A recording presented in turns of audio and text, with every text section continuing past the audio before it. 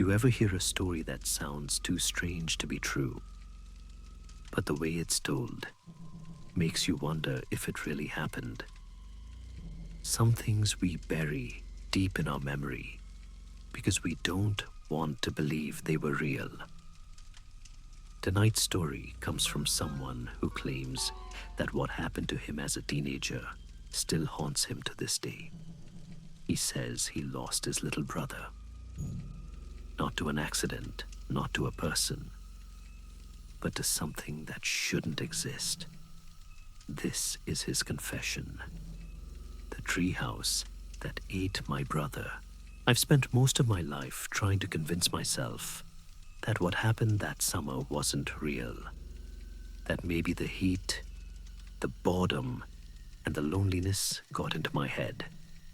But 17 years later, I still wake up in the middle of the night, gasping for air, hearing the same crooning sound that came from that tree. And every time I close my eyes, I see the window of that treehouse staring back at me like an open wound. It started during one of those suffocating August weeks in upstate New York. My parents had left for a business trip, some conference 3 states away, and I was left to watch my younger brother Asher. He was about to turn 11. I was 14. We were old enough, they said, to stay home alone for a few days. "You're responsible, Nick." My mom had told me, her voice tight as she zipped her suitcase. "Keep an eye on your brother." I told her I would. God, how many times have I replayed that moment? If I had known what was coming, I would have begged her to take us with them. That afternoon, the air felt like hot syrup. The AC had been broken for weeks. I was lying on the couch with an ice pack on my chest, watching the ceiling fan spin slow and useless circles when Asher yelled from the kitchen, "Hey, Nick, can I have one of the popsicles?" He said it in that demanding tone he always used when he wanted to push my buttons. "No." Mom said, "You have to wait until your birthday."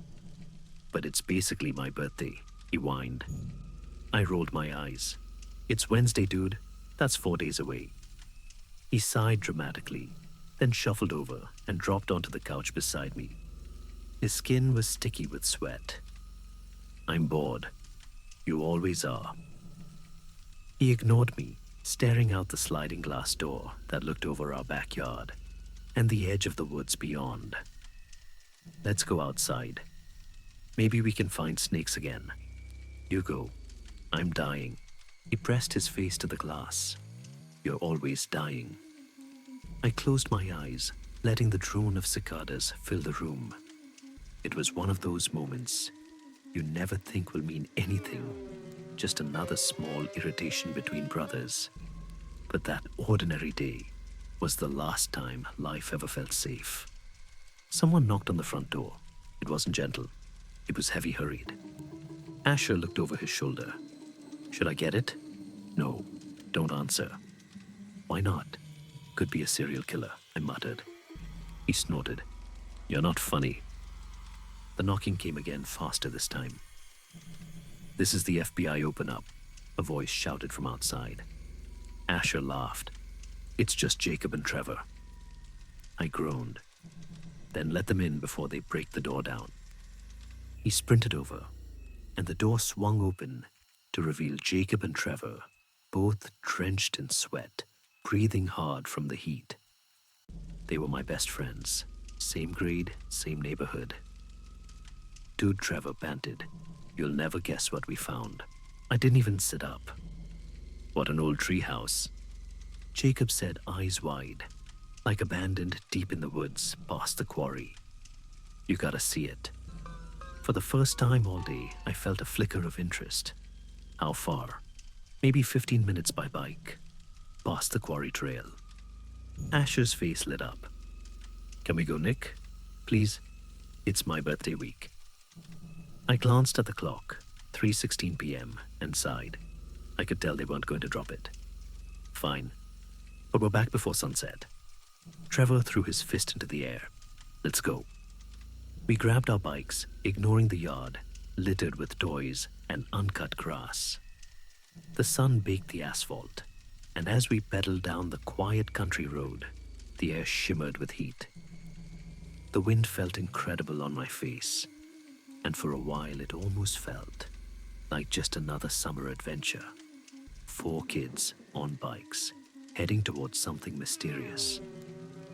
But as the houses disappeared behind us, replaced by endless trees, I started feeling uneasy. The woods near our house weren't normal woods. They were old, older than the town itself, full of mossy stone walls and pits that led nowhere. My dad once told us that the quarry had been closed since before he was born, but he never said why. When we reached it, Jacob and Trevor stopped. "Why are we stopping?" I asked. "The treehouse isn't on the trail," Jacob said. "We gotta cut through here." He pointed toward a dense thicket of brush. "You found it in there." Trevor grinned. "We were looking for water snakes yesterday. You'll see." So we followed them off the path, crunching over leaves and sticks, the forest pressing in closer with every step. The heat was suffocating under the canopy. Asher started whining halfway there. "How much longer?" "Stop being a baby," I said. I'm just tired."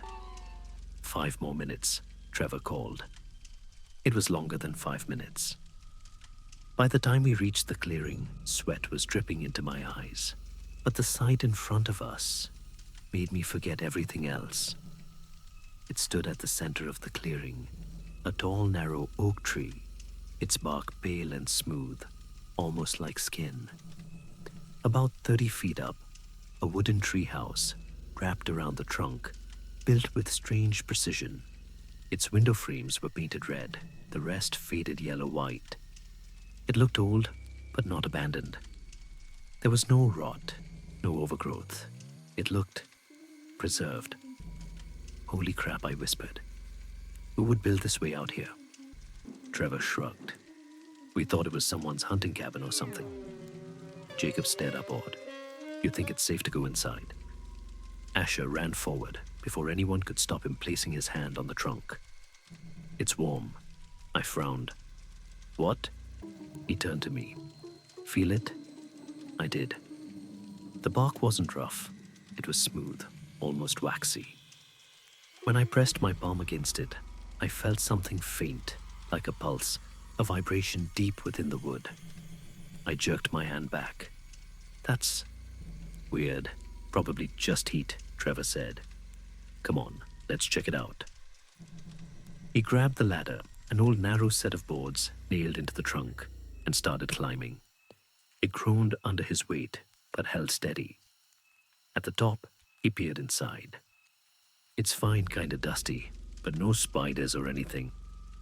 Asher was next to climb. I wanted to stop him to tell him something didn't feel right, but the words stuck in my throat. He looked back at me and rolled his eyes. What he said? "Nothing. Go ahead." He grinned and kept climbing. Jacob followed after him, and finally I was left standing at the bottom, staring up at the strange structure, swaying gently in the breeze. The wind sounded odd here, not like rustling leaves, but a low rhythmic groan, as if the forest itself was breathing. I told myself it was just the heat playing tricks, and I climbed. The air changed the moment I stepped inside. It was cooler but thick with the smell of mildew, and something else, something sour, like old vomit. The floor creaked beneath me.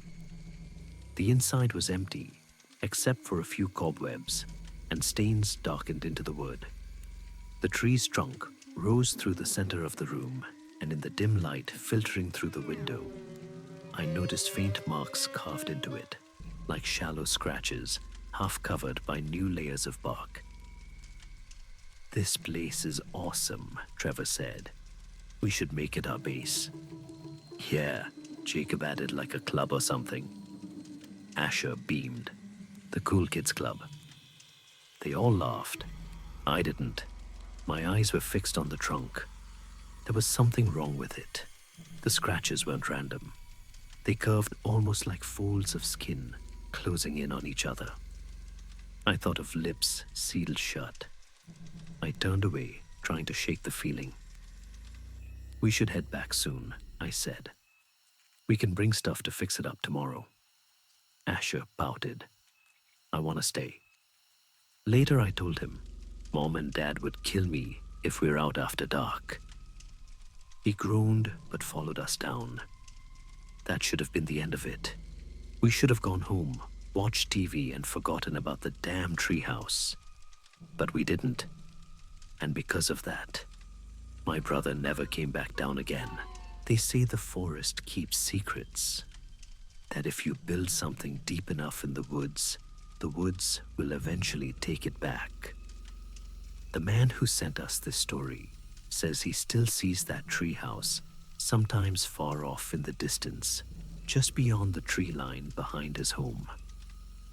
He doesn't go near it. He just watches, hoping it doesn't notice him watching back.